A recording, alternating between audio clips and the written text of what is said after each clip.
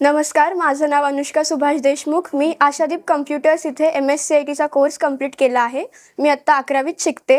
आता MSCITचा कोर्स करत असताना मला विविध प्रकारचे AI टूल्स शिकायला मिळाले. सगळ्यात कॉमन म्हणजे ChatGPT. तो आजकाल आपल्या सर्वांना माहिती आहे. पण त्याचा वापर योग्य पद्धतीने कसा करावा हे मला MSCITचा कोर्स करत असताना समजलं. आता ChatGPTला आपण एखादा प्रश्न विचारला तर त्या विषयाची आपल्याला भरपूर माहिती विदिन फ्यू सेकंड्स भेटते.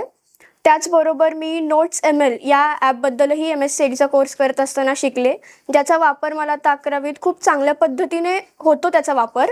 म्हणजे एखादा विषय खूप सोप्या पद्धतीने समजून घ्यायचा म्हणलं तरी पण समजतो, सोप्या भाषेत. तर हे सगळं मला आशादीप कम्प्युटर्स येथे शिकायला मिळालं. MSCITचा क्लास करत असताना मी भरपूर AIचे टूल्स शिकले. त्याच्यामध्ये जसं की गामा, जेमिनी, कटआउट प्रो. तर मग त्यातलं सगळ्यात पहिलं गामा. त्याच्यामध्ये आपण जर प्रेझेंटेशनची घाई असेल, विदिन फ्यू मिनिट्स आपण खूप सारे 100 पेजेसचे म्हटले तरीसुद्धा आपण प्रेझेंटेशन बनवू शकतो. कटआउट प्रो याचा वापर करून आपण एखादा जुना फोटोसुद्धा एकदम व्यवस्थितपणे मॉडिफाय करू शकतो. त्याला एखाद्या प्रोफेशनल ठिकाणी रेझ्युमे बनवण्यासाठी सुद्धा वापर करू शकतो.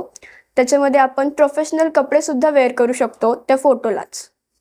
सो ते खूप इझी पडतं ह्या ॲपचा वापर करून.